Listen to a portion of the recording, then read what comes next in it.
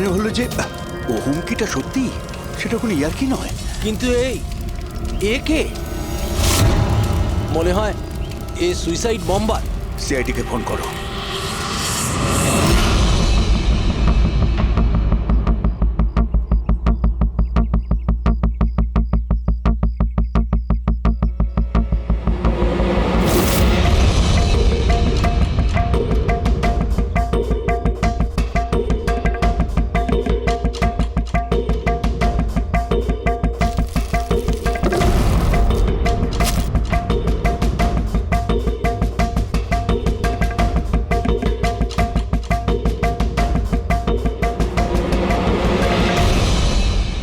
পাওয়া যেতে পারে এর থেকে? পাওয়ার মতো কিছু নেই বস। বডিতে বডি ডিকম্পোজ হয়ে গেছে, পচে গেছে। তাহলে তো চেনা খুব মুশকিল। না, চেষ্টা করব। সবার আগে এই হাড়ের ওপর যে মাংস টুকরো আছে, টিস্যুতে আছে, এগুলোকে সরিয়ে হাড়টাকে একদম পরিষ্কার করে দেখি। ঠিক আছে। আইডেন্টিফিকেশনের কোনো চান্স আছে? চেষ্টা করব দা।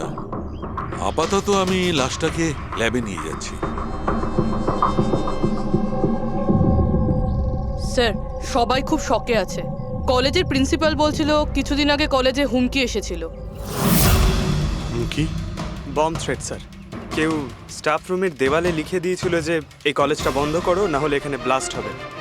পুরো কলেজটাকে উড়িয়ে দেওয়ার হুমকি, আর এত ছোট একটা ব্লাস্ট। হয়তো ওর হুমকির একটা ছোট ডেমো। কিন্তু এটা কি ধরনের বোম? সাধারণত যেখানে ব্লাস্ট হয় সেখানে লোহার গুঁড়ো পাবে, কাঁচের গুঁড়ো পাবে, পেরেক পাবে, ধারালো সব জিনিস পাবে। তার কারণ হলো যতটা সম্ভব ক্ষতি করা। ফ্রেডি, একবার দেখাও তো।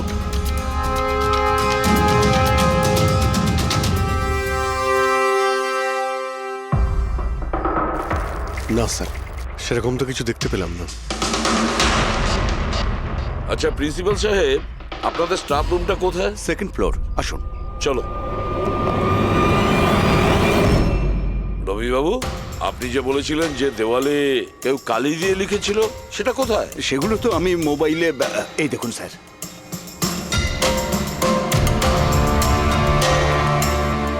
তো আপনারা তো তাড়াতাড়ি কি ছিল এই দেওয়ালটা রং করার? সমস্ত স্টাফেরা খুব ঘাবড়ে গিয়েছিল, সবাই চিন্তা করছিল, আর কলেজের পরিবেশ খারাপ হচ্ছিল। তার উপর এক্সামিনের সময় এসে গেছিল, সেই জন্যই আমি মুছে দিয়েছি। কিন্তু এই পেনটা কে করেছে? ওই তো আমাদের রাম আদর্শ, আমাদের কলেজের কন্ট্রাক্টর, ওই করেছে রং। আমি ভাবলাম যে যদি এই লেখাগুলো মুছে দিই, সবাই কাজে মন দিতে পারবে। আপনি যখন এই হুমকির কথা জানলেন তখন পুলিশে গিয়ে কমপ্লেন করেননি কেন? স্যার, করেছিলাম, পুলিশ এসেও ছিল। ওনারা অনেক জিজ্ঞাসাবাদ করলেন, তারপর ওনারা বলে দিলেন হয়তো কেউ এটা দুষ্টুমি করেছে, তারপর চলে গেলেন। আপনাদের কলেজের করিডোরে সিসিটিভি ক্যামেরা লাগানো আছে না? তো চলুন আমরা গিয়ে দেখি ভিডিও ফুটেজটা, জানা যাবে কে এসেছিল ভেতরে। আমরা ফুটেজ দেখেছি স্যার। কি দেখেছেন? যত লোক বাইরে থেকে ভেতরে এসেছিল আর গিয়েছিল, তারা হয় প্রফেসর বা স্টাফেরা, বাইরের তো কোনো লোকই আসে। কারণ যদি হুমকি দেওয়ারই হয় তো সে স্টাফ রুমে কেন লিখতে যাবে? আপনার রুমেও লিখতে পারতো, বা কলেজের যে মেন গেট রয়েছে সেখানেও সে লিখতে পারতো। এখানেই কেন লিখলো? দেখুন রবিবাবু, কেউ না কেউ তো ভেতরে এসেছিল।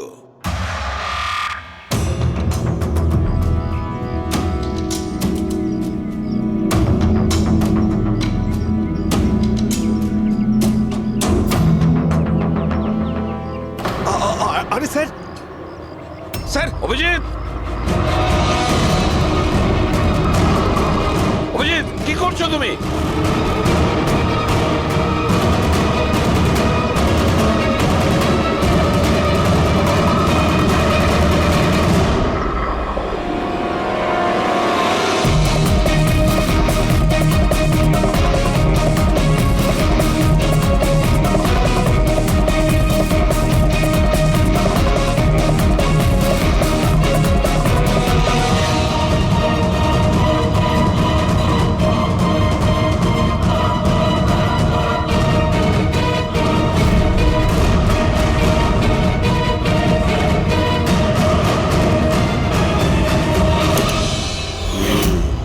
যেখানে ব্লাস্ট হয়েছিল সেই স্পটটা এই জানালার একদম নিচেই, আর এই জানালাটা স্টাফ রুমের একদম পাশে, আর জানালার ঠিক লাগোয়া হলো এই বেঞ্চ।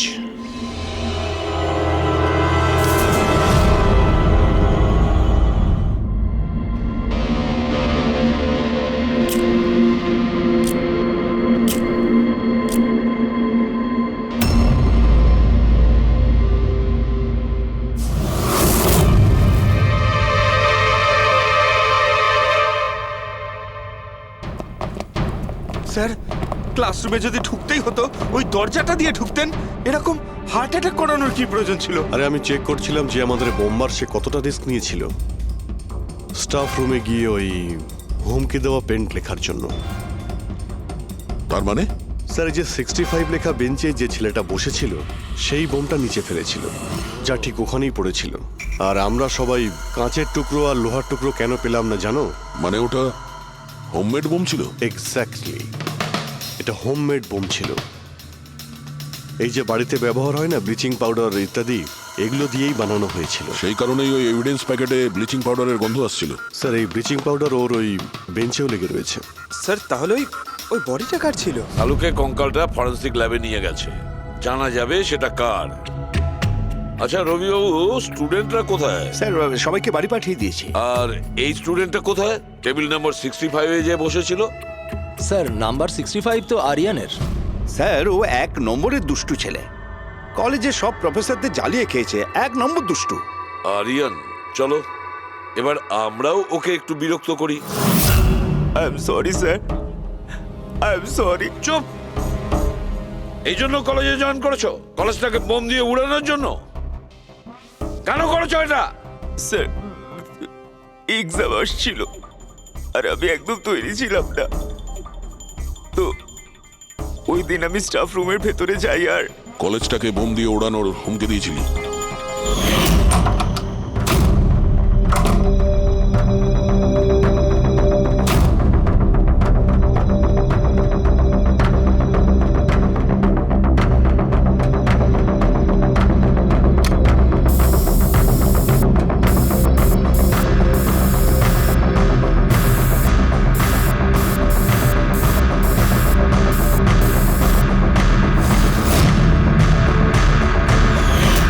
আমি ভেবেছিলাম যে এতে কলেজ ম্যানেজমেন্ট ভয় পেয়ে যাবে আর এক্সামকে পোস্টপোন করে দেবে, যাতে আমি আরেকটু সময় পেয়ে যাই তৈরি হতে। আচ্ছা এইসব বোম টোম বানানো তুমি কোথা থেকে শিখেছো? স্যার ইন্টারনেট থেকে শিখেছি, ওখানেই সব ইনফরমেশন পাওয়া যায়। স্যার ওখান থেকে যে কেউ বোম বানানো শিখতে পারে, আমিও তাই করেছিলাম। আর এক্সামের দিন ক্লাসরুমে আমি এক্সাম শুরু হওয়ার আগে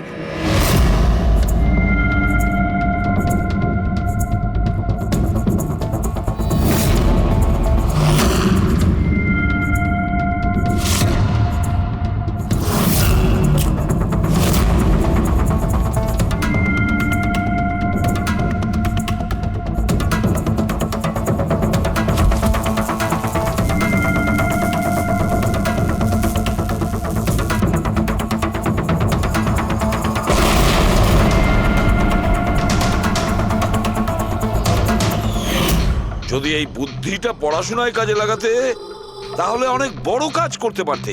স্যার আমি এইসব এক্সামটা বন্ধ করতে করেছিলাম।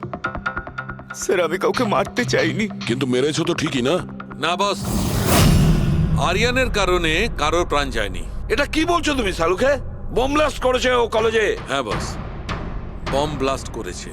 আর ওই বম ব্লাস্টের কারণে একটা মার্ডার কেস আমাদের সামনে এসে হাজির হয়েছে।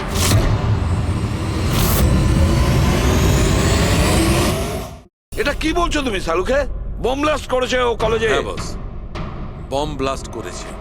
আর ওই বম ব্লাস্টের কারণে একটা মার্ডার কেস আমাদের সামনে এসে হাজির হয়েছে। বস, যেখানে আমরা ওই ব্লাস্ট সাইটের পাশে কঙ্কাল পেয়েছিলাম, ওই কঙ্কালটা আসলে 22 থেকে 24 বছর বয়সের একটা ছেলের লাশ, যার মৃত্যু আজ থেকে 2 বছর আগে হয়েছিল। কি 2 বছর আগে? এটা তো ভালোই হয়েছে, এর বমের কারণে ওখানে ব্লাস্ট হয়েছে আর লাশ বেরিয়ে এসেছে। নাহলে তো জানতেই পারতাম না একটা লাশ ওখানে পোঁতা রয়েছে। আর মৃত্যু হয়েছে কি করে? এটা বলা খুব কঠিন ব্যাপার বস। কোনো এভিডেন্স নেই, শুধু হাড়। আর ওই হাড়ের ওপর না কোনো বুলেটের চিহ্ন আছে, না কোনো ছুরির চিহ্ন আছে, কিচ্ছু নেই। কিন্তু আপনার গাট ফিলিং কি বলছে? অভিজিৎ, এই ধরনের কেসে গার্ড ফিলিং কোনো কাজ করে না। যা কিছু হতে পারে বস। হতে পারে কেউ ওর গলা টিপে দিয়েছে, কেউ ওকে বিষ দিয়ে মেরেছে, অথবা এটাও হতে পারে যে কেউ ওকে জীবন্ত জমির মধ্যে পুঁতে দিয়েছে। কিন্তু বস, এত কিছু সত্ত্বেও একটা সাফল্য পাওয়া গেছে। কি?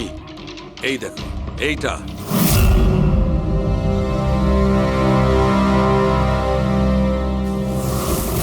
এই সেই ছেলেটা?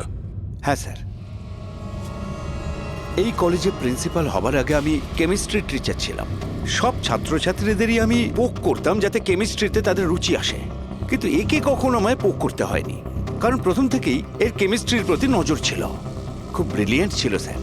আর্থ ন্যাশনাল কেমিস্ট্রি অলিম্পিয়াড অ্যাওয়ার্ড 2015, 2 বছর আগে। আগে হ্যাঁ, আমরা এই অ্যাওয়ার্ড পেয়েছিলাম।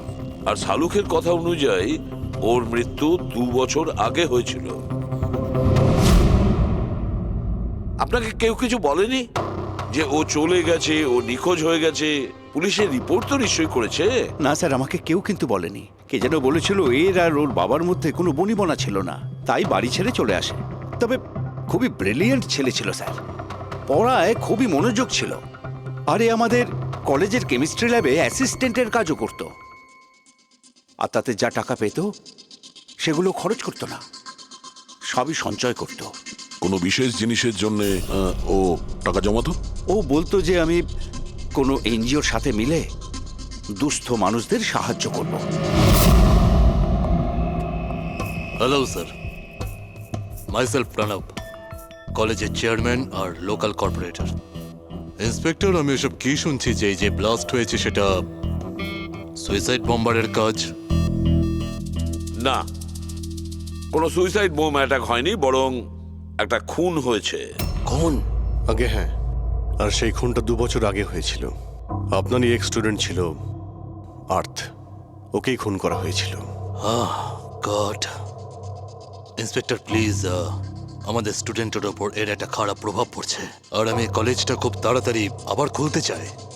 So please I request you, এই কেসটা যত তাড়াতাড়ি সম্ভব সলভ করুন। আমরাও এটাই চাই। Thank you.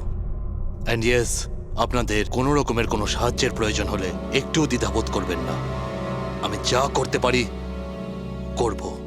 আপাতত শুধু ওর বাড়ির ঠিকানাটা দিলেই হবে। স্যার, আমার মনে হয়েছিল ও আমার উপর রেগে আছে, আমার উপরে অভিমান করেছে। হয়তো ওর রাগ কমে গেলে নিজের থেকেই বাড়ি ফিরে আসবে, কিন্তু কি করে জানো সে ও? কিন্তু আমরা শুনেছি যে আপনাদের মধ্যে সবসময় নাকি কোনো না কোনো ঝামেলা হতো। হ্যাঁ স্যার, এখন রিয়েলাইজ করতে পারছি যে বেশিরভাগ ভুল আমিই করেছিলাম। আমি নিজেকে একজন ভালো বাবা করে তুলতে পারিনি। ও ঘর ছেড়ে কবে গেছিল আপনার মনে আছে? 12ই আগস্ট 2015। বলেছিল কলেজ যাচ্ছে, তারপর আর ফিরে এলো না। আপনি আপনার ছেলের বন্ধু বান্ধবদের জিজ্ঞাসাবাদ করেননি? হ্যাঁ স্যার, করেছিলাম, কিন্তু ওরা কিছু বলতে পারলো না। পুলিশে নিশ্চয়ই কমপ্লেন লিখিয়েছিলেন? প্রত্যেকটা স্টেটের খবরের কাগজে ওর হারিয়ে যাওয়ার খবর ছাপিয়েছিলাম, কিন্তু তাতেও কিছু হয়নি। আমরা ওর রুমটা কি একবার দেখতে পারি? স্যার, ও চলে যাওয়ার পর থেকে ঘরটা বন্ধই রেখে দিয়েছিলাম। যদি আপনারা মনে করেন যে এখান থেকে কিছু নিলে ওর খুনিকে ধরা সম্ভব হবে, তাহলে প্লিজ প্লিজ আপনারা নিতে পারেন। এসব কেমিস্ট্রির বই, আমরা তো কিছু বুঝতেই পারবো না এর। ডক্টর সালুকে স্যারকে পাঠিয়ে দিই, যদি উনি কিছু বলতে পারেন। আচ্ছা, এই যে ফটোগ্রাফটা আছে এইখানে, কলেজের প্রিন্সিপাল স্যারের সঙ্গে যে 4 জন আছে এইখানে, এদের সবাইকে চেনেন আপনি? হ্যাঁ, এরা ওর ছোটবেলাকার বন্ধু। তুষার, লোকেশ, বীর, খুশি, ওরা সব কলেজে একসাথেই পড়তো আর খুব ভালো বন্ধু ছিল। আচ্ছা, এদের সঙ্গে একবার দেখা করি। এদের অ্যাড্রেস দিন তো আমায়। হ্যাঁ,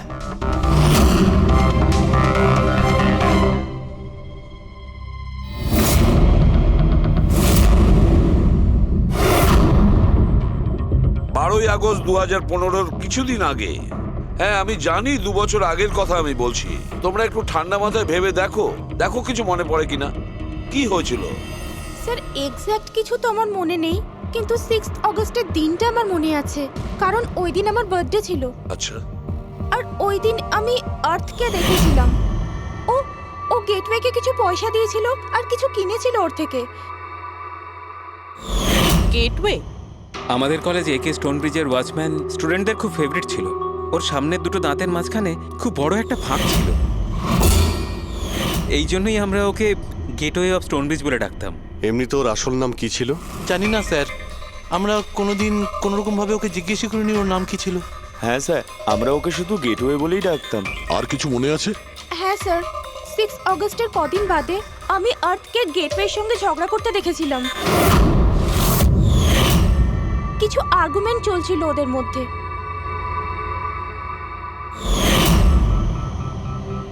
ঠিক আছে, তোমরা যেতে পারো, যদি দরকার পড়ে তোমাদের আবার ডাকবো।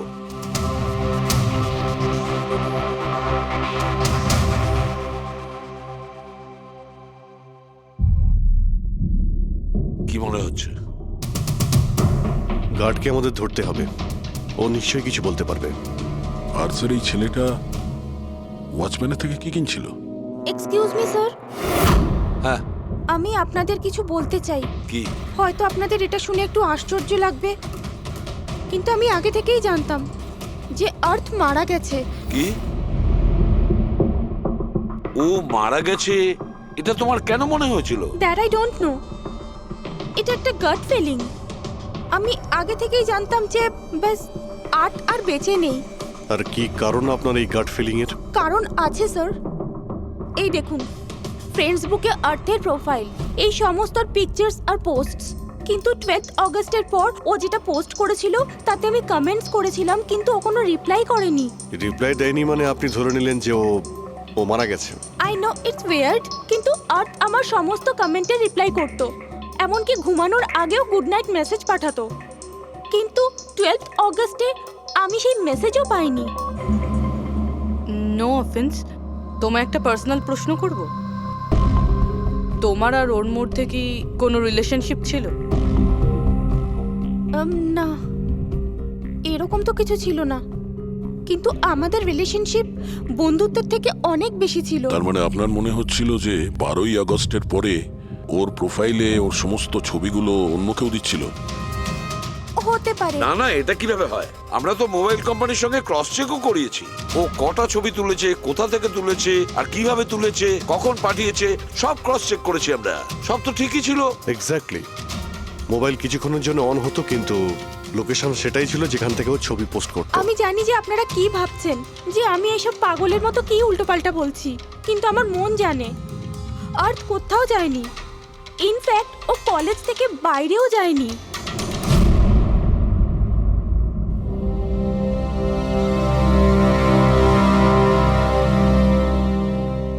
স্যার, হ্যাঁ, স্যার এটা দেখুন, খুশি ঠিক বলছিল, আর্থ কোথাও যায়নি। এটা কি করে সম্ভব? স্যার আমি সব ছবির রিভার্স ইমেজ চেক করেছি। রিভার্স ইমেজ মানে যা থেকে তার ডিটেলসটা পাওয়া যায়? হ্যাঁ স্যার, যদি ধরুন কোনো ছবি আমরা ইন্টারনেটে আপলোড করি, তাহলে সেই ছবির সব ডিটেলস আমরা পেয়ে যাব। কটার সময় তোলা হয়েছিল, কোথায় তোলা হয়েছিল, সব। আর যদি ওই ছবি কেউ কোনো এডিট করতে চায় বা ট্যাম্পারিং করতে চায়, তাহলে আমরা অরিজিনাল ফটোটাও কি আছে সেটা বুঝে যাব। আর স্যার আর্ট 12ই আগস্টের পর থেকে যতগুলো ছবি আপলোড করেছিল, আমি সেগুলোর রিভার্স ইমেজ চেক করেছি। এই দেখুন স্যার, কি পেয়েছি।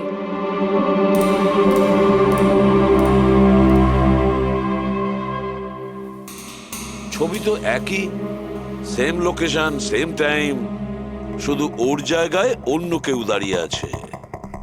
কেউ এডিট করে এটাকে এর জায়গায় আর্থের চেহারা লাগিয়ে দিয়েছে। এক্স্যাক্টলি। তার মানে ছেলেটা ওই সব জায়গায় যায়নি, বরং এ তো কলেজ থেকেই বাইরে যায়নি। ওই বেচারা তো 12ই আগস্ট 2015 মারা গিয়েছে। কিন্তু ওকে কে খুন করতে পারে? সেটা তো গেটওয়ে ওয়াচম্যানই বলতে পারবে। খোঁজ নিতে হবে কোথায় আছে। স্যার, প্রিন্সিপালের সঙ্গে কথা হলো, গেটওয়ের আসল নাম শৈলেশ স্যার। আচ্ছা, স্যার 11ই আগস্ট 2015 আর্থ শৈলেশের বিরুদ্ধে কলেজের বোর্ডে একটা চিঠি লিখেছিল যে ও ড্রাগস বেচে, এই সুগার হাই ড্রাগস, আর 12ই আগস্ট ওকে চাকরি থেকে তাড়িয়ে দেওয়া হয়েছিল। ওটা হোক বা না হোক, নিশ্চয়ই শৈলেশের হাত আছে ওর খুনের ব্যাপারে। কলেজের লোকেরা ওর নামে কমপ্লেন করেনি পুলিশে? না স্যার, প্রিন্সিপালের নাকি দয়া হয়েছিল। শৈলেশ খুব গরিব মানুষ, একা ইনকাম করতো, তাই ওকে ছেড়ে দেওয়া হয়। আচ্ছা, বাড়ির লোকেরা কি বলছে শৈলেশের? শৈলেশের বাড়ির লোক এখান থেকে 600 কিলোমিটার দূরে একটা গ্রামে থাকে। শৈলেশের সাথে তো ওদের 2 বছর কোনো যোগাযোগই নেই। ওরা তো নিজেরাই ওকে খুঁজছে, কিন্তু ওর বাড়ির লোক জানতে পেরে গেছিল যে শৈলেশ ড্রাগ বিক্রি করে। তো ওরা এটা ভেবে নিয়েছে ওকে হয়তো পুলিশে ধরে নিয়েছে আর জেলে পড়ে রয়েছে। এ কিরকম ফ্যামিলি? খোঁজার একবার চেষ্টাও করেনি? এই শৈলেশ 2 বছর ধরে নিখোঁজ, একবারও বাড়ির লোককেও ফোনও করেনি। চাকরি থেকে তাড়িয়ে দিয়েছিল আর 2 বছর ধরে বাড়ি যায়নি, তাহলে গেল কোথায়? দয়া, আমি জানি শৈলেশ কোথায় আছে।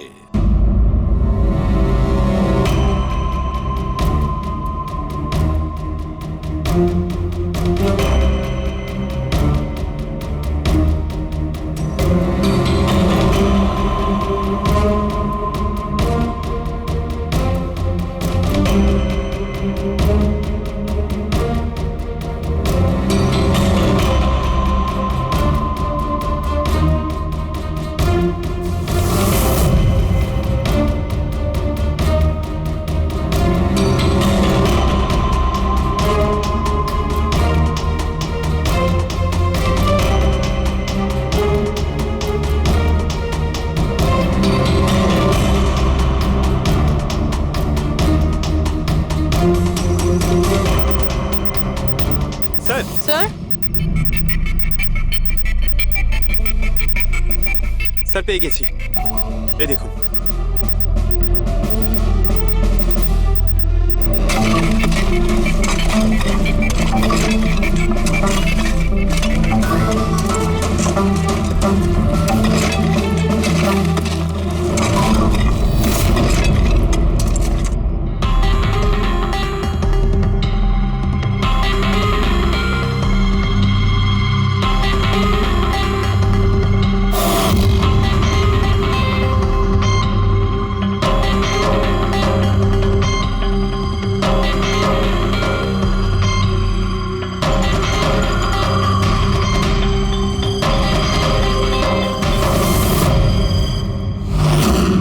স্যার, এই লাশটা তো পুরোপুরি কঙ্কাল হয়ে গিয়েছে।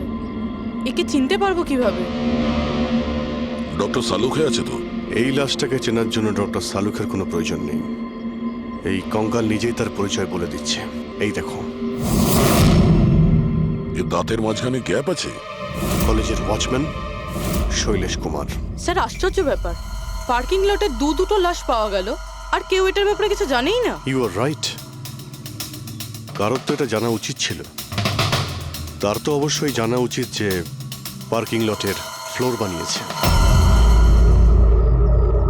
কলেজের কম্পাউন্ডের মধ্যে দুটো লাশের কঙ্কাল পাওয়া গেছে, আর আপনারা কিছু জানেনই না। কি না স্যার? আচ্ছা, যে পার্কিং লটের যে কাজ হয়েছে এখানে, মানে এই মেঝে বা এই সব কিছু, এগুলো কবে হয়েছিল কিছু বলতে পারবেন? এগুলো তো 7ই আগস্ট 2015। মানে 2 বছর আগে, যে সময় আর্থ মারা গিয়েছিল, মানে তার আশেপাশেই। মানে যেই এই কংক্রিটের কাজটা বা মাটি ভরার কাজটা করেছে, ও জানতো যে ও 2টো লাশের ওপর মাটি ফেলছে। হ্যাঁ, এই সমস্ত কাজ এখানে কে করেছিল? রাম আদর্শ, আমাদের কলেজের কন্ট্রাক্টর। এসব কাজ ওই করে থাকে। ওই কন্ট্রাক্টর যে অফিসের পেন্টিং করেছিল? আগে হ্যাঁ, এই পার্কিং লট আর মাটি ঢালার কাজ ওই করেছে স্যার। এই রাম আদর্শ থাকে কোথায়? লোকটা তো দেখছি বাড়িটা বেশ ভালোই হাঁকিয়েছে। একজন কন্ট্রাক্টরের এত বড় বাড়ি।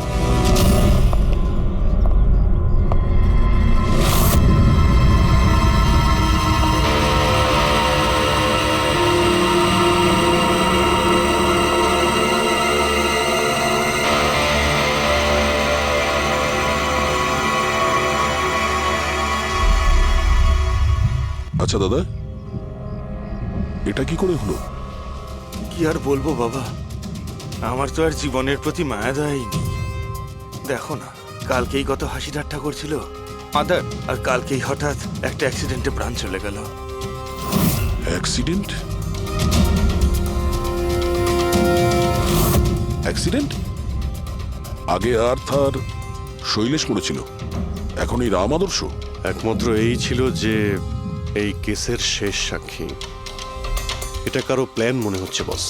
আর এটা তো কোনো কাকতালীয় হতে পারে না। মনে হচ্ছে কেউ জেনে গেছে যে আমরা এই কেসটাকে ইনভেস্টিগেট করছি, নিজের জীবন বাঁচানোর জন্য রাম আদর্শকে মেরে দিল। আমার তো মনে হয় এই কলেজেরই কেউ হবে। সে কে এটা জানতে কলেজের হিস্ট্রি ঘাঁটতেই হবে। স্যার, হ্যাঁ স্টোনব্রিজ কলেজের ফিনান্সিয়াল হিস্ট্রি একদম ক্লিন। টাকা বা ডোনেশনের ক্ষেত্রে কোনো ঘাপলা নেই। স্যার এই আর্টিকেলটা পেয়েছি। 3 আগস্ট 2015-তে একে স্টোনব্রিজ কলেজের কেমিস্ট্রি ল্যাবে স্টুডেন্টদের ওপর একটা আজব সাইড এফেক্ট হয়েছিল। সবাই অজ্ঞান হয়ে গিয়েছিল।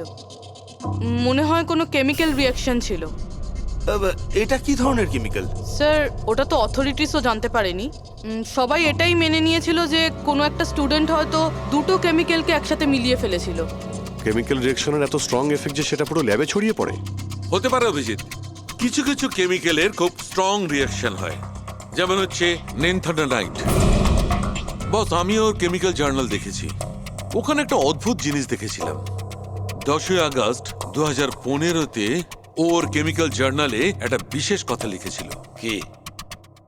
আর্থ কেমিক্যাল ল্যাবে সুগার হাই ড্রাগের টেস্টিং করে ওর কেমিক্যাল ফর্মুলা বের করে লিখেছিল সুগার হাই, যাকে কেমিক্যাল ভাষাতে নেনথানাইনও বলে।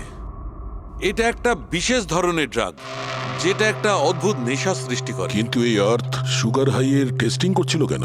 1 মিনিট, এগুলো আমরা নোট করি। 3 আগস্ট 2015 স্টোনব্রিজ কলেজের স্টুডেন্টরা অজ্ঞান হয়ে গিয়েছিল। 6 আগস্ট 6 তারিখ খুশি আর্থকে শৈলেশের সঙ্গে সুগার হাই ড্রাগ কিনতে দেখে ফেলেছে। 7 আগস্ট কলেজের পার্কিং লট তৈরি হয়, কনস্ট্রাকশন শুরু হয়। 10 আগস্ট আর্থ সুগার হাই কেমিস্ট্রি ল্যাবরেটরিতে টেস্ট করে।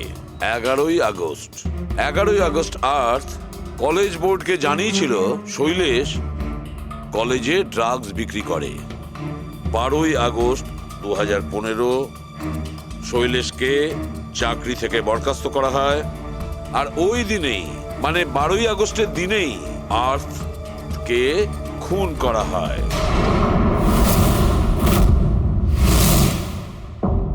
হয়ে গেছে? কি বুঝতে পারলে? স্যার, এতে পুরো গল্পটাই বোঝা যাচ্ছে।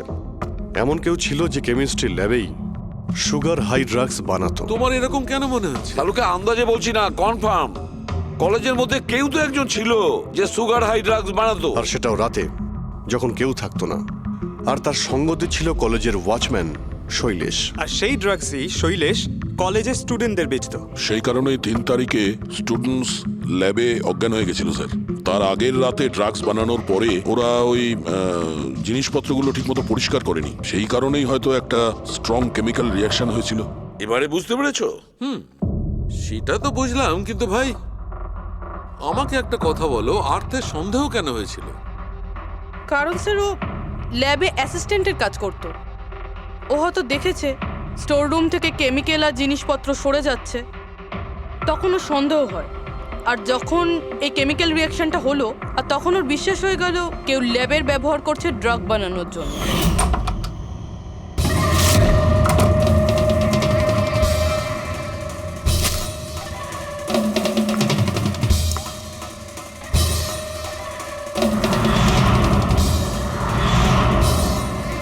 তারপর 10 তারিখে আর্থ ল্যাবে সুগার হাইয়ের টেস্ট করেছিল, এইটা জানার জন্য যে ওগুলো সত্যি সত্যি ড্রাগস কিনা। তারপর টেস্টের পরে টেস্টের সমস্ত ডিটেল ও একটা রিপোর্টে লিখে নিল। যখন ওর জানতে পারলো যে এই সুগার হাই একটা ড্রাগস, তখন ও কলেজ বোর্ডকে একটা চিঠি লিখেছিল। যখন এই কথা ওই ড্রাগ বানানো লোকেরা জানতে পারলো, তখন ওরা ভয় পেয়ে গেছিল কে এই আর্থ ওদের কাছে পৌঁছে যাবে, সেই কারণে আর্থকে মেরে দিয়েছিল। তারপরে স্যার শৈলেশকে মারে, যাতে ওর কোনো উইটনেসই না বেঁচে থাকে।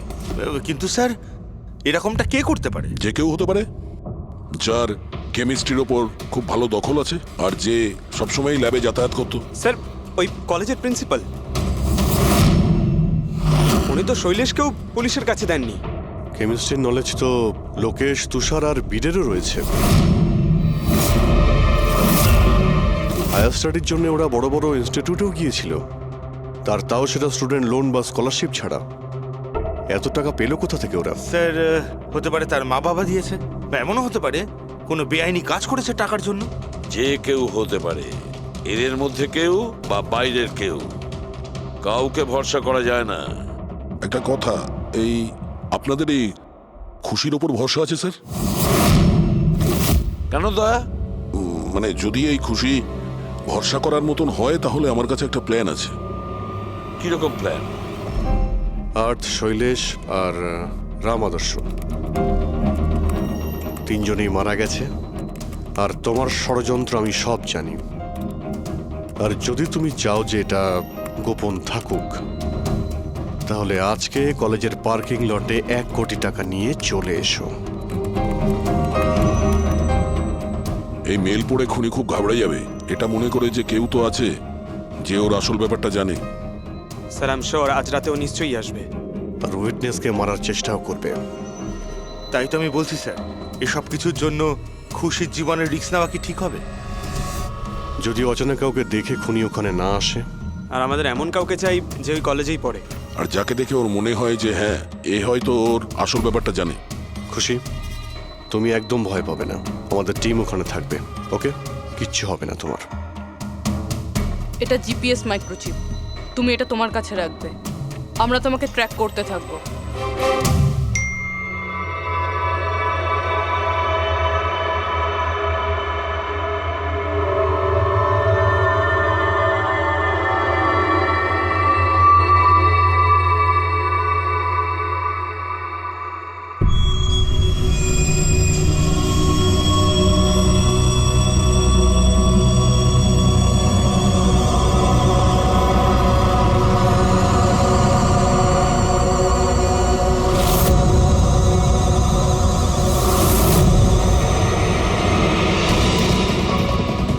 স্যার, আপনারা কাউকে দেখতে পেলেন কি? না, এখনো পর্যন্ত না।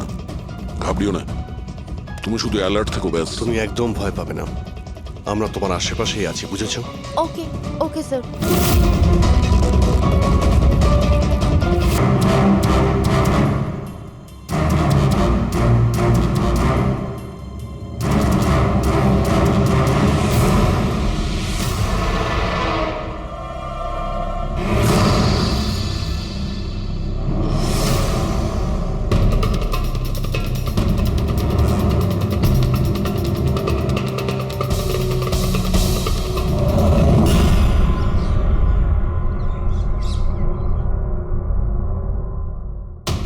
স্যার, খুনি মেল পড়েও আসেনি?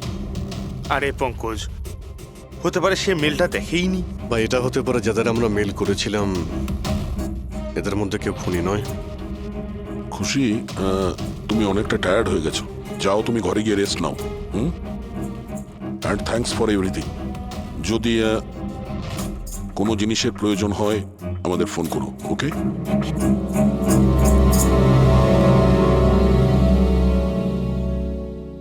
ভাই, এরকম হতেই পারে না যে ওরা মেল পাওয়ার পরে ওখানে চেক করতে আসবে না।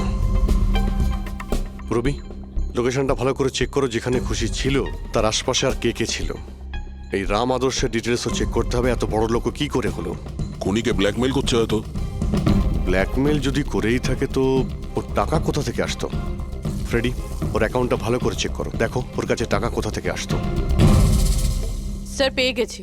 কাল রাতে তুষার, লোকেশ আর বীরের লোকেশন কলেজের আশেপাশেই ছিল। মানে এরা তিনজন মিলে ড্রাগস বানাচ্ছিল? এদের সবার ডিটেলসটা বের করো পঙ্কজ। কিন্তু স্যার, এরা যদি ওখানেই থেকে থাকে তাহলে পার্কিং লটে এলো না কেন? দেখতে এসেছিল হয়তো যে ওদের ব্ল্যাকমেল কে করছে।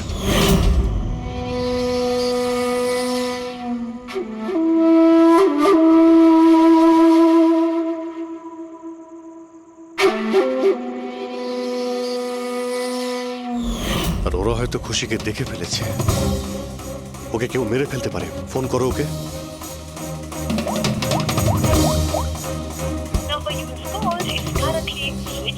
সুইচ অফ আসছে। Switched off? স্যার, এই তো 2 মিনিট আগেও ফ্রেন্ডস বুকে একটা স্ট্যাটাস আপডেট করলো need a break, going on holiday. তাহলে ফোনটা সুইচ অফ হলো কি করে? আচ্ছা, খুশির কিছু ওই চিপ যেটা আমরা দিয়েছিলাম সেটা হয়তো ওর কাছেই আছে। ও লোকেশন ট্র্যাক করে ও কোথায় আছে। স্যার, এই রাম আদর্শর রাম কাহিনী আমার মাথায় ঢুকে গেছে। 2রা আগস্ট 2015-র পরে ও একটার পর একটা বড় বড় গভর্নমেন্ট প্রজেক্ট পেতে থাকে এবং তার ফলেই ও আজকে এত বড় লোক। আর এই সমস্ত প্রজেক্ট দিয়েছিল একটাই লোক, প্রণব, কলেজের চেয়ারম্যান। স্যার, একটা শকিং নিউজ আছে। প্রণব তুষারের আঙ্কেল। মাই গড, এর মানে হলো তুষার আর তার বন্ধুরা এই কলেজে ড্রাগ বানাচ্ছে আর প্রণবোদের প্রশ্রয় দিচ্ছে। আর এখন ওরা খুশিকে মারতে চাইছে। স্যার, স্যার খুশির লোকেশন খুঁজে পেয়েছি।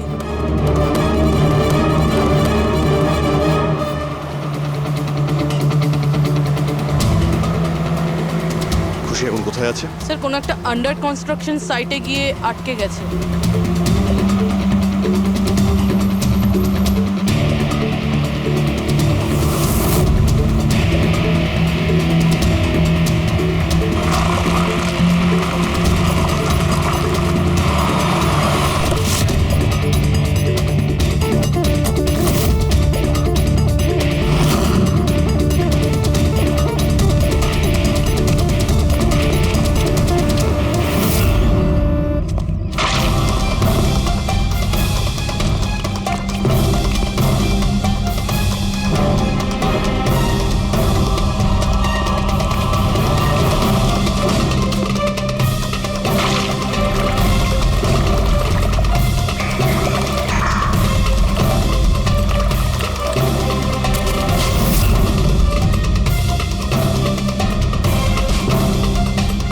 একদম টাটকা সিমেন্ট।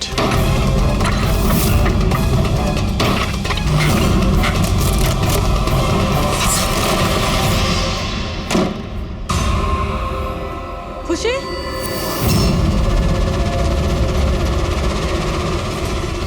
খুশি? খুশি স্যার, স্যার এ বেঁচে আছে।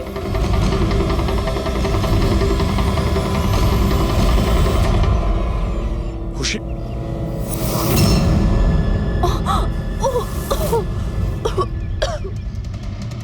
ওরা হয়তো বেশি দূর যেতে পারেনি। ওদের ফটো সমস্ত পুলিশ স্টেশনে পাঠিয়ে দাও, ধরা পড়ে যাবে। 3টেকে তো পরে দেখবো, আগে ওই লোকটার ঘাড় ধরি যার হাত এদের মাথার উপরে আছে। প্রণব, ঠিক আছে।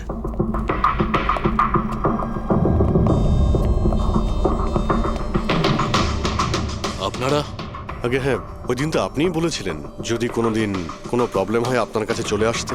হ্যাঁ, অফকোর্স আই রিমেম্বার। প্লিজ আমাকে বলুন আপনাদের কিভাবে সাহায্য করতে পারি। না ঠিক আছে, আমরা এখানে কিছু জিজ্ঞাসা করতে আসিনি, একটা ব্যাড নিউজ দিতে এসেছি। Bad news? আগে হ্যাঁ, ওই মেয়েটা আছে না খুশি, ও বেঁচে গেছে। খুশি?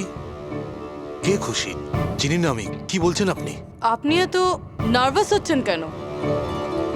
আপনার শরীর ঠিক আছে তো? কিছু ওষুধ টষুধ খাবেন নাকি? নাকি আপনার স্মৃতিশক্তি ঠিক করার জন্য আপনাকে কোন ওষুধ খাওয়াতে হবে? বস, কাজ হয়ে গেছে। স্যার, ওই মেয়েটাকে তো আমরা পুঁতে দিয়েছো। যেভাবে আর্তা শৈলেশকে পুঁতে দিয়েছিলে,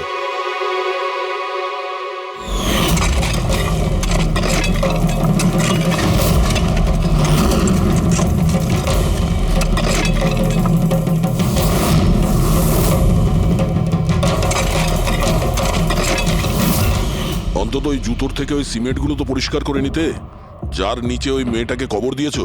হ্যাঁ, আর ওকে আমরা বাঁচিয়েও নিয়েছি। বলুন প্রণব বাবু, কিছু বলবেন আপনি? আমি অনেক টাকা কামাতে চেয়েছিলাম, আর তার জন্য সব থেকে সহজ উপায় ছিল ড্রাগস। আর আজকালকার ছেলে মেয়েদের এই নেশা করতে বেশি সময় লাগে না। আর তারপর আমি ড্রাগস বাইরে থেকে নিয়ে এসে আমার স্টুডেন্টদের বিক্রি করতে চাইনি।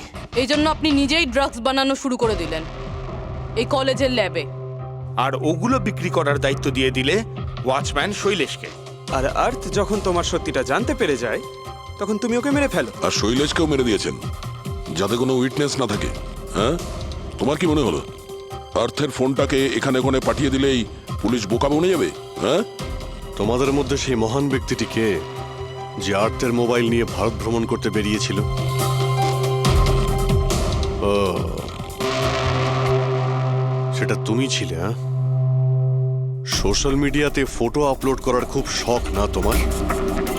অনেক শহর তুমি ঘুরেছ, কিন্তু আসামি যতই ঘুরুক শেষে তাকে একটাই জায়গায় আসতে হয়, জেল।